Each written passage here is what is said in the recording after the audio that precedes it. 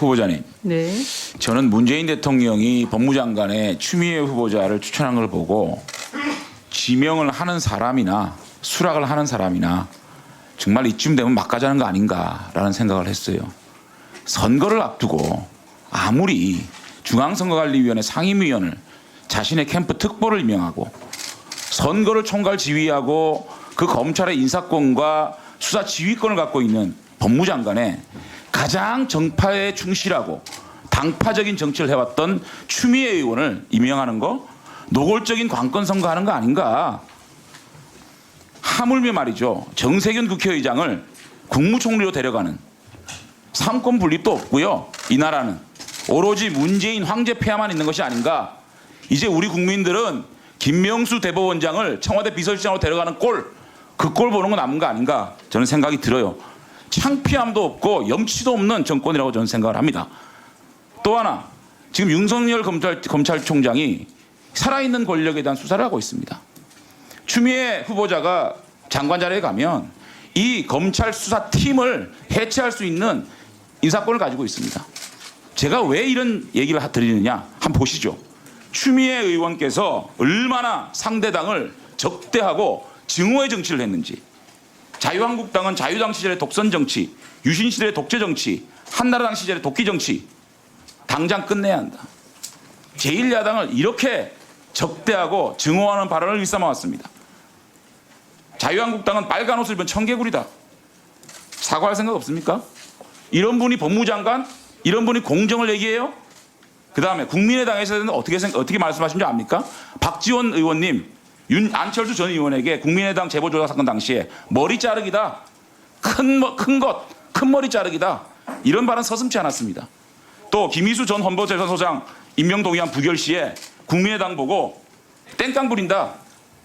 국회의원의 신성한 표결을 땡깡 부린다고 표현하신 분이에요. 어떻게 생각하세요? 이런 분이 법무장관 자격이 있습니까? 자, 그 다음에 국론분열도 허위 사실을 가지고 국론분열도 합니다. 사드 문제 가지고 반경 3.5km 내에 사람이 지나다니면 안 되는 강력한 전파가 발생한다. 메르스 공포는 일시적이지만 사드 공포는 영구히 남는다. 사드 괴담을 퍼뜨린 분이에요. 그 다음에 넘겨보세요. 박근혜 대통령 피부 미용을 왜 2천억 원 이상 썼다. 이건 명백한 허위 사실 아닙니까? 넘겨보세요. 또 이번에 계엄령 사건 무죄 났죠? 박근혜 정부의 계엄령 검토는 예나 지금이나 팩트다. 반헌법적 중범이다. 넘겨보세요.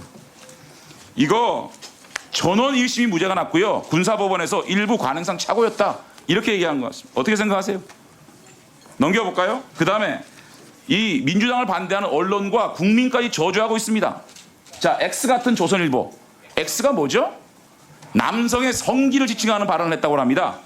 이회창이 이놈, 동아일보 기자에게 사주 같은 놈, 이런 발언을 하는 이런 적대적 정치를 해왔던 가장 당파에 충실하던 그런 국회의원이 공정을 얘기하는 법무장관이요? 자, 답변해 보시죠. 사과할 건 하시죠. 네.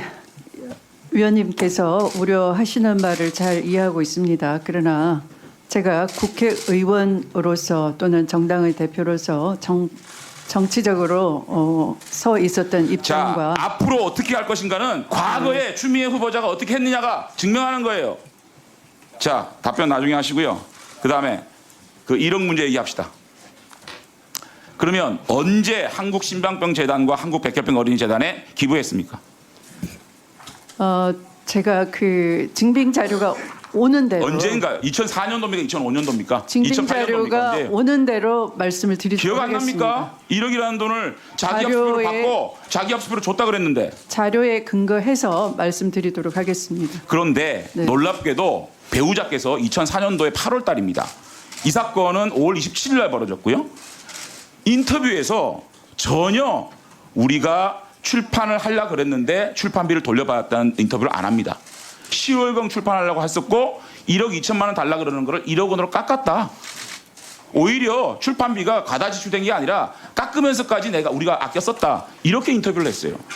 그러면 2004년 8월 달까지는 돌려받지 않았다는 얘기입니다. 그리고 판결문에 보면 출판을 전제로 판결문에 무죄가 난 거는요. 이 출판비를 지불한 것이 정치 활동의 범주에 들어가냐 안 들어가냐의 판결이었지 이 출판을 했느냐 안 했느냐의 판결이 아니었어요. 저는 중요한 거는 추미애 후보자가 언제 이 출판비를 회수했고 또 언제 주었느냐가 굉장히 중요합니다. 왜냐? 이 출판을 전제로 재판에 임했기 때문에 후보자의 배우자가 재판에서 법정에서 검찰에서 허위 진술과 거짓을 통해서 무죄를 받았다는 저는 이런 것과도 연계되어 있다고 생각합니다. 그렇기 때문에 우리 후보자께서는 1억을 언제 받았고 언제 줬는지가 굉장히 중요하고요. 간단하게 한국심장병재단입니까? 그 다음에 한국백혈병 어린이재단인가? 간단하게 알 수 있어요. 왜냐하면 상속세 및 증여세법에 따르면요. 받은 그 기부금을 받은 재단은 관할 세무서에 신고를 하게 되어 있습니다. 제50조에 공익법에는 2년마다 출연받은 재산의 공익목적 사업 여부에 대해서 세무 확인을 해야 되고 관할 세무서장에게 보고해야 됩니다. 그러면 후보자가 언제 이 심장병재단에 기부했는지 관할 세무서 이를테면 한국심장병재단과 백혈병 어린이재단 여기에 어느 동에 있습니까? 어느 구에 있어요 이게? 그것만 알면 관할 세무서에 분명히 아주 간단하게 이분들이 선고를 했을 겁니다. 그죠? 알 수 있거든요. 너무 쉽게 알 수 있어요 지금. 그리고요 지금 자기합수표라는 것도 믿을 수가 없는 게 자기합수표는 발행자가 동의를 해야만 이것이 은행에서 금융권에서 자료 제출 받을 수가 있어요. 제가 볼 때는 발행자가 추미애 후보자와 굉장히 가까운 사이이기 때문에 제가 볼 때는 이 수표에 대한 자신이 발행한 수표에 대한 금융 추적권을 허락하지 않을 거예요. 이 수표는 그 부분이 허락하지 않으면 계좌가 나오지가 않습니다. 어떻게 쓰여집니까? 그렇기 때문에 후보자가 자기합수표라고 얘기했다는 걸 봐요. 후보자님, 이거는 금방 알 수 있는 겁니다. 관할 세무서에 알아보면 후보자가 동의만 하면 1분만 더 있어요. 관할 세무서에 지금 뒤에 바로 지시해서요. 관할 세무서에서 심장병재단, 어린이 백혈재단 거기에 후보자가 기부한 내용을 가지고 있는지 어떻게 신고했는지 분명히 나올 수가 있어요. 언제 받고 언제 돌려줬는지. 재판에서는 이렇게 1심에서 유죄가 났어요. 2심에는 무죄가 났어요. 그것은 출판비가 정치 활동이냐 아니냐는 유권 해석의 문제였거든요. 그러면 1심에서 아주 쉽게 무죄를 받을 수가 있었어요. 이 얘기를 했었다면 내가 출판비를 줬는데 1억을 받아가지고요. 이 미담 사실이에요. 내가 백혈병재단에 줬는데 이게 어떻게 유죄입니까? 라고 얘기했어야 되는데 서성환 이 변호사는 그 얘기를 안 했습니다. 이걸 어떻게 이해를 해야 됩니까? 답변할 거 있으면 답변해 보세요. 의원님께서 그렇게 하고도 어떻게 이게 기소가 되고 1심에서 유죄를 받았나 하는 것처럼 그 당시 저의 남편도 대단히 억울하고 힘들었던 시절입니다. 뭐 저도 지금 생각하면 이게 왜 기소가 되고 1심 재판을 받았는지 그리고 많은 세월이 걸려서 대법원에서 무죄가 난 겁니다. 근데 그 무죄를 지금 의원님께서 여러 가지 억측으로 잘못된 판결이라고 하시면 네. 재판에서 내가 출판비를 받았고 그것을 심장병재단에 기부했습니다라는 얘기를 왜 안 했냐는 겁니다. 하고 피신조서에 나와 있습니까? 검찰 피신조서에? 피신조 신청해놨어요 지금. 네, 그렇게 하십시오. 그러니까 저도 이 재판 의원님처럼 똑같이 오래된 일을 정상적으로 처리했기 때문에 궁금하지 않다가 서면 질의를 받고 보니 저도 답변을 해야 돼서 그때부터 여러모로 제가 알아보려고 노력했는데요. 자기합수표는 발행자 이외에는 열람이 불가능하고요. 자기합수표의 이면에 이서된 부분은 보여줄 수가 없다고 그 발행자로부터 연락이 와서 저도 포기를 하고 그 다음에 수표에 확인하면 나오니까 확인해 주기 바랍니다. 확인해 주시겠어요? 아까 약속 드린 것처럼 그 기부처를 그 말씀드렸기 때문에 기부 받은 곳으로부터 그 기부 받았다는 사실을 확인을 해드리도록 하겠습니다. 네. 일단 재단의 입장이 얘기고요. 네. 관할 세무서, 관공서에서 받았다는 증명을 해주시면 끝납니다. 아시겠어요?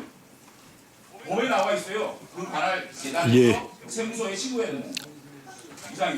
예, 수고하셨습니다. 저 후보자님, 지금 장재훈 의원님 말씀하시는 거 보면 새로운 자료 제출 요구 같기도 하고요. 또 어차피 후보자님은 정당하게 처리했다고 하니까 그걸 세무서에 확인해가지고 확인되는 자료를 제출해 주시면 간단하게 해명이 될 것 같습니다. 해명하는 차원에서라도 그 세무서에 좀 알아보고 관련 자료를 입수할 수 있는지 뒤에 앉으신 분들 좀 뒤에 가서 한번 저 세무서에 그렇게 알아보시죠. 예. 우사진인데 지금 장재원 의원님 말씀하신 부분이 이 후보자가 제가 볼 땐 세무서에서 확인하기 어려운 부분 같습니다. 그 재단에서 자기네가 신고한 거를 요청을 해야지 제3자인 후보자가 거기에 그 재단이 신고한 서류를 내놓으라고 할 수 있겠습니까? 그러니까 제가 말씀드리는 것은 잠깐만요. 예. 잠깐만요. 그 발언 끊지 않고 발언하지 마십시오.